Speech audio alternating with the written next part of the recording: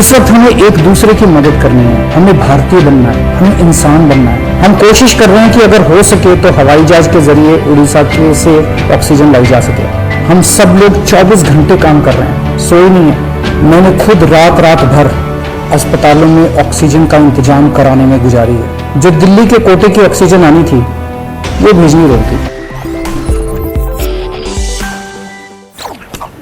आप सभी को मेरा नमस्कार। पिछले कुछ दिनों से हम देख रहे हैं कि जैसे जैसे देश भर में कोरोना के केसेस बढ़ रहे हैं, देश के कोने कोने में हर राज्य में ऑक्सीजन की डिमांड बढ़ रही है, दवाइयों की डिमांड बढ़ रही है, वैक्सीन की डिमांड बढ़ रही है और जगह जगह इनकी कमी महसूस हो रही है।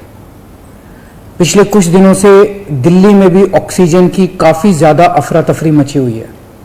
कभी इस हॉस्पिटल में ऑक्सीजन की कमी हो गई, कभी उस हॉस्पिटल में ऑक्सीजन की कमी हो गई, इस हॉस्पिटल में 2 घंटे की ऑक्सीजन बच गई। मैंने खुद रात भर अस्पतालों में ऑक्सीजन का इंतजाम कराने में गुजारी है कि कहीं किसी अस्पताल में ऑक्सीजन की कमी से कहीं मौत नहीं हो जानी चाहिए। केंद्र सरकार हर राज्य को ऑक्सीजन का कोटा तय करती है। देश भर में जितनी भी ऑक्सीजन बनती है केंद्र सरकार तय करती है कि इस राज्य को इतनी ऑक्सीजन मिलेगी, इस राज्य को इतनी ऑक्सीजन मिलेगी।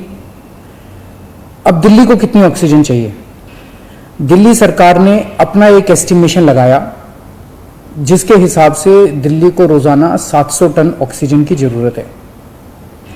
केंद्र सरकार ने हमारा कोटा कल तक 378 टन तय किया हुआ था। ये कोटा कल शाम को बढ़ा के 480 टन कर दिया है केंद्र सरकार ने। इसके लिए हम केंद्र सरकार के बहुत बहुत आभारी हैं। हालांकि हमें अभी और भी काफ़ी ऑक्सीजन चाहिए, लेकिन केंद्र सरकार ने जितना भी बढ़ाया है उसके लिए हम उनका बहुत बहुत शुक्रिया अदा करते हैं। अब केंद्र सरकार ये भी तय करती है कि जो आपके कोटे की ऑक्सीजन है वो कौन सी कंपनी देगी।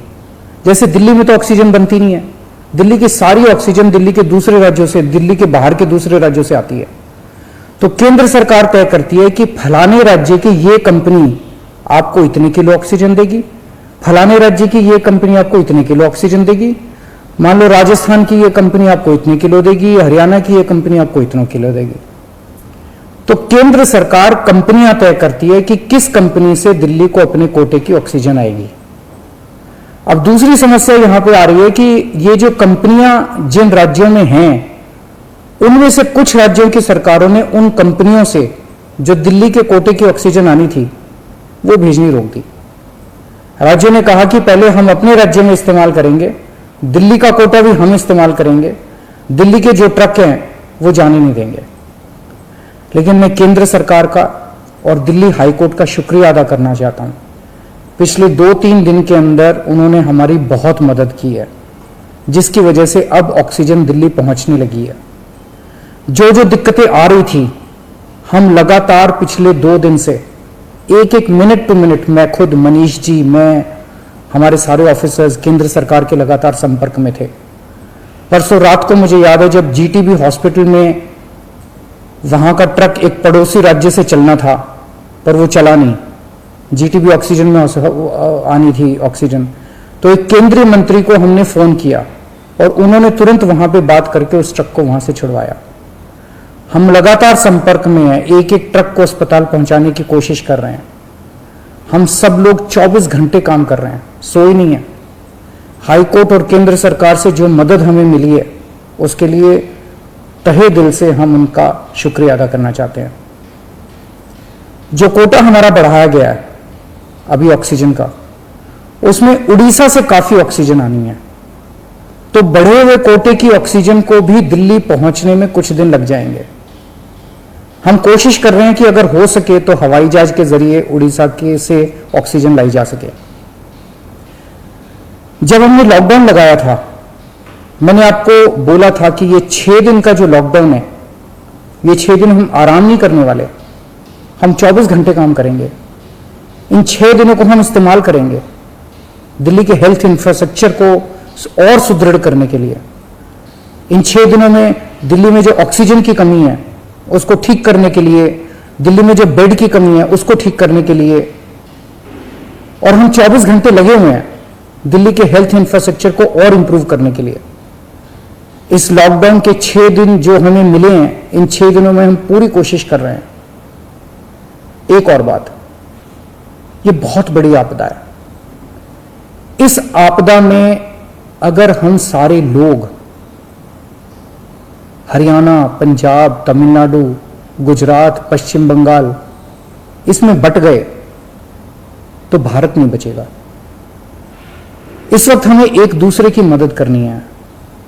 हमें भारतीय बनना है, हमें इंसान बनना है।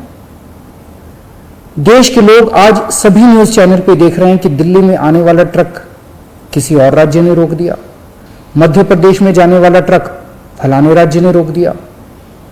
ये तो ठीक नहीं है। लोग ये नहीं चाहते। देश के लोग आज ये देखना चाहते हैं कि दिल्ली ने किसी दूसरे राज्य की मदद कैसे करी, उत्तर प्रदेश ने किसी राज्य की कैसे मदद की। हम एक साथ मिलकर आपदा से लड़ना है हमें, तभी भारत बचेगा। अभी तो समय ये है कि उत्तर प्रदेश वाला दिल्ली की मदद करे, दिल्ली वाला हरियाणा की मदद करे, हरियाणा वाला बिहार की मदद करे, बिहार वाला गुजरात की मदद करे। हम सारे लोग अगर एक दूसरे की मदद करेंगे तभी तो भारत बचेगा।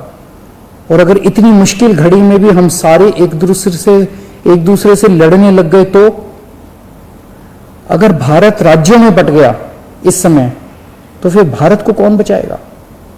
मेरी सारी नागरिकों से अपील है, सारी सरकारों से अपील है कि आइए मिलके एक होके लड़ते हैं।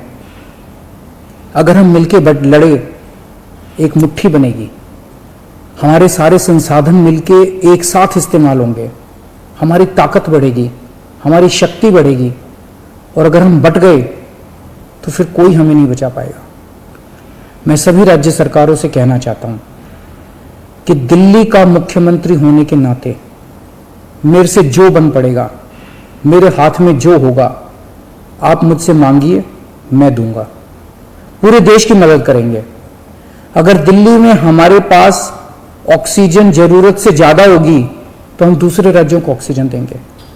अगर हमारे पास किसी दवाई की ज्यादा मात्रा होगी तो वो भी हम दूसरे राज्य के साथ बांटेंगे। और जब दिल्ली में कोरोना कम होगा और किसी दूसरे राज्य में डॉक्टर्स की जरूरत हुई, हम वहां डॉक्टर्स भी भेजेंगे।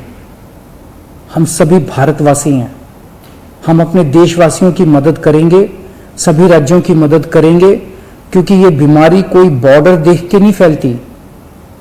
मैं उम्मीद करता हूं कि इसी भावना के साथ हम सभी मिलके एक साथ, सारी सरकारें, केंद्र सरकार, सारी राज्य सरकारें, हम मिलके काम करेंगे, एक भारत बन के काम करेंगे कोरोना को हराने के लिए।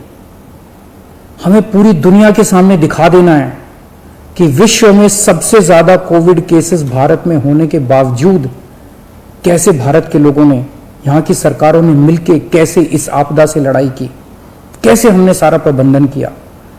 भारत के लोग दुनिया को दिखा देंगे कि कैसे एक साथ मिलके इस खतरनाक बीमारी को हमने हराया। जय हिंद।